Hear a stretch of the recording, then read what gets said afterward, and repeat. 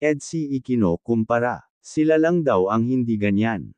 Sabay nating alamin ang buong kwento. Isang magandang araw muli mga Kalingap, suportahan natin ang channel ni Kalingap Rab at Kuya Val Santos Matubang.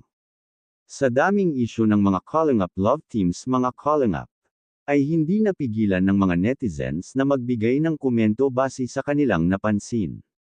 Sa kanilang pagsubaybay sa mga vlog ni Kalingap Rab lalo na sa mga love teams.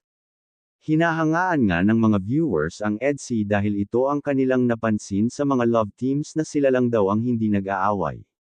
Kung babalikan nga natin ang bawat vlog ni Kalingap Rab at kung nasubaybayan natin simula pa lang ay hindi nga nag-aaway si Edo at VNC. Mahaba nga ang pasensya ni VNC at hindi masyado nagpapakita ng emosyon si VNC dahil nakokontrol niya ito. At marunong siyang makisama lalo na marunong rin siyang ilugar ang kanyang ugali. Kaya humanga nga ang mga supporters ng EDSI mga Kalingap dahil lagi nilang napapatawa ang kanilang mga viewers. Hindi nga sila boring panoorin dahil nakakasabay naman si VNC kay Edo mga Kalingap.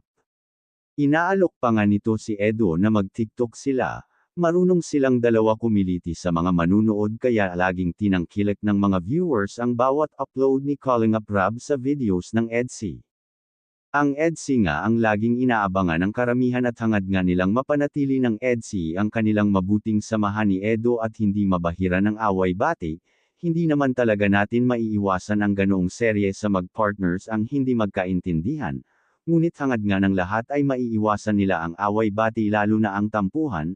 Isa rin naman ito sa paraan para mapatibay ang samahan ng mag-partners ngunit mas maganda pa rin ang mangibabaw ang pagkakaintindihan sa isa't isa.